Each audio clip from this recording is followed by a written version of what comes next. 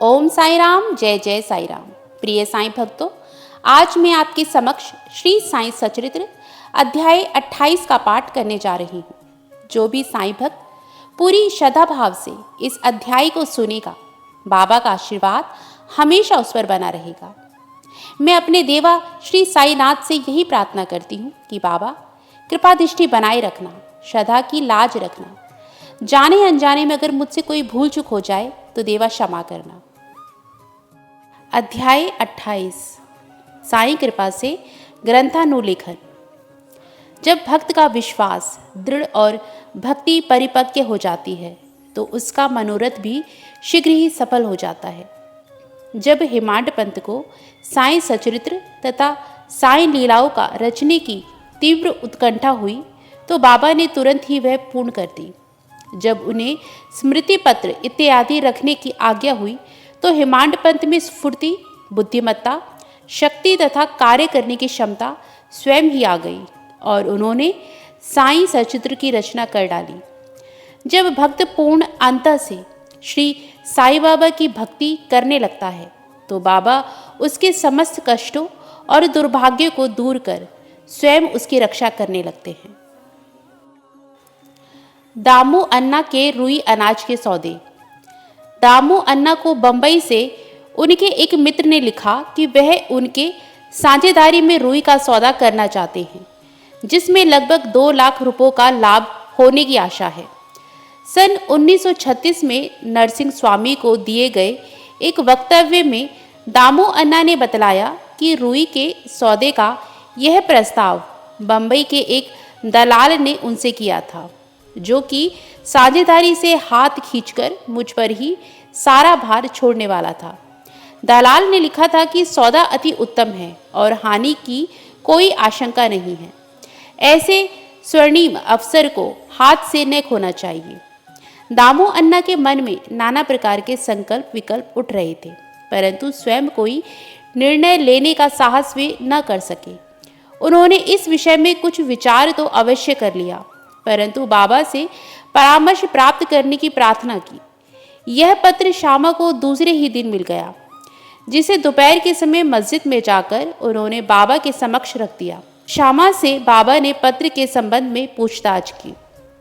उत्तर में श्यामा ने कहा कि अहमदनगर के दामू अन्ना कासार आपसे कुछ आज्ञा प्राप्त करने की प्रार्थना कर रहे हैं। बाबा ने पूछा कि वह इस पत्र में क्या लिख रहा है और उसने क्या योजना बनाई है। मुझे तो ऐसा प्रतीत होता है कि वह आकाश को छूना चाहता है। उसे जो कुछ भी भगवत कृपा से प्राप्त है वह उससे संतुष्ट नहीं है। अच्छा, पत्र पढ़कर सुनाओ। श्यामा ने कहा, जो कुछ आपने अभी कहा वही तो पत्र में भी लिखा हुआ है। हे देवा, आप यहाँ शांत और स्थिर बैठे रहकर भी भक्तों को उद्विग्न कर देते हैं और जब वे अशांत हो जाते हैं तो आप उन्हें आकर्षित कर किसी को प्रत्यक्ष तो किसी को पत्रों द्वारा यहाँ खींच लेते हैं। जब आपको पत्र का आशय विदित ही है तो फिर मुझे पत्र पढ़ने को क्यों विवश कर रहे हैं। बाबा कहने लगे कि श्यामा, तुम तो पत्र पढ़ो, मैं तो ऐसे ही अनाप शनाप बकता हूँ। मुझ पर कौन विश्वास करता है। मुझे ऐसा प्रतीत होता है कि सेठ दामू अन्ना पागल हो गया है। उसे लिख दो कि उसके घर किसी वस्तु का अभाव नहीं है। उसे आधी रोटी में ही संतोष कर लाखों के चक्कर से दूर ही रहना चाहिए। श्यामा ने उत्तर लिखकर भेज दिया, जिसकी प्रतीक्षा उत्सुकता पूर्वक दामू अन्ना कर रहे थे। पत्र पढ़ते ही लाखों रुपयों के लाभ होने की उसकी आशा पर पानी फिर गया। उन्हें उस समय ऐसा विचार आया कि बाबा से परामर्श कर उन्होंने भूल की है, परंतु श्यामा ने पत्र में संकेत कर दिया था कि देखने और सुनने में फर्क हुआ करता है। इसीलिए श्रेष्ठकर तो यही होगा कि स्वयं शिरडी आकर बाबा की आज्ञा प्राप्त करो। बाबा से स्वयं अनुमति लेना उचित समझकर वे शिरडी आए। बाबा के दर्शन कर उन्होंने चरण सेवा की, परंतु बाबा के सम्मुख सौदे वाली बात करने का साहस वे न कर सके। उन्होंने संकल्प किया कि यदि उन्होंने कृपा कर दी तो उस सौदे में से कुछ लाभांश उन्हें भी अर्पण कर दूंगा। यह सोचकर ही वे शिरडी आए। बाबा के दर्शन कर उन्होंने चरण सेवा की, परंतु बाबा के सम्मुख सौदे वाली बात करने का साहस वे न कर सके।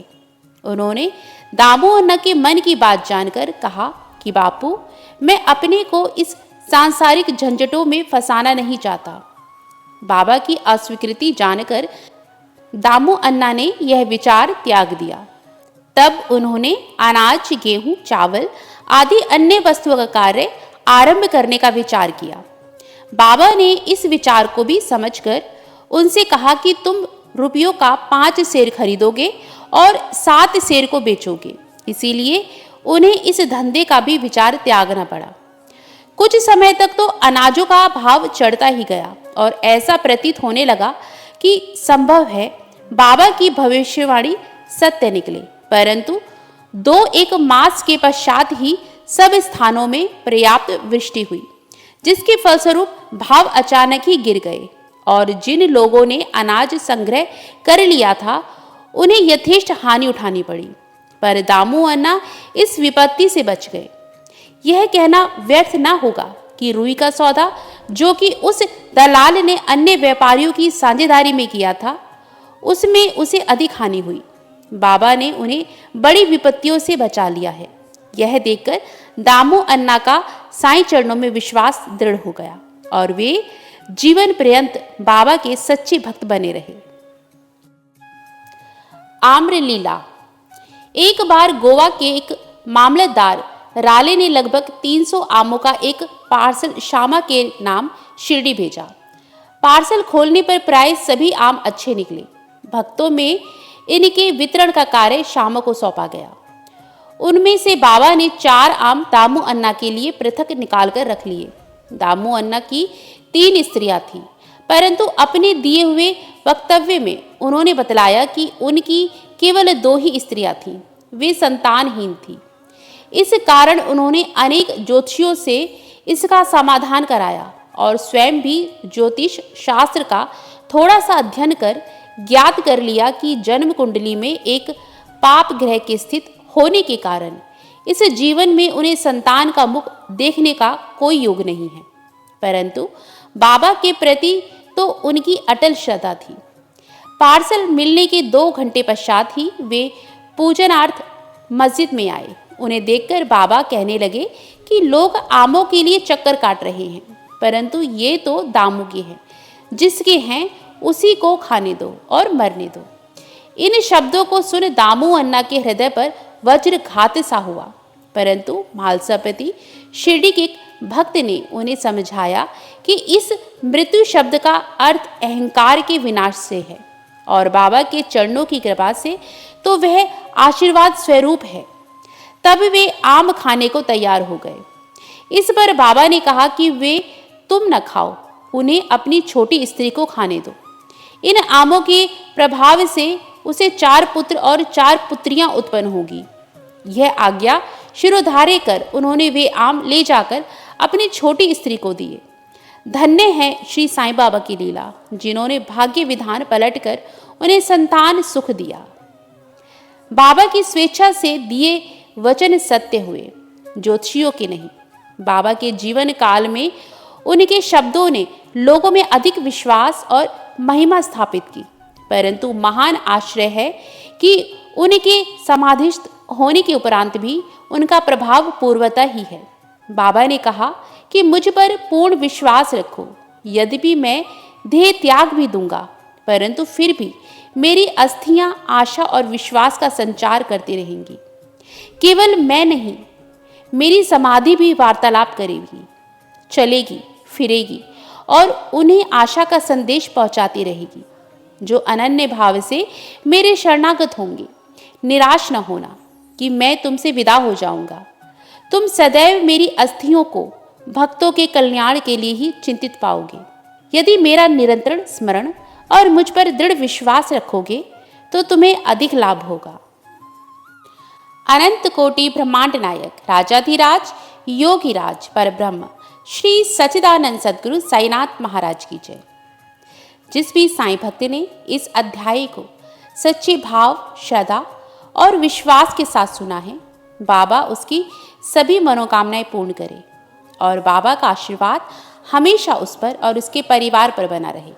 यही मेरी श्री साईनाथ के श्री चरणों में प्रार्थना है। ओम साई राम, जय जय साई राम।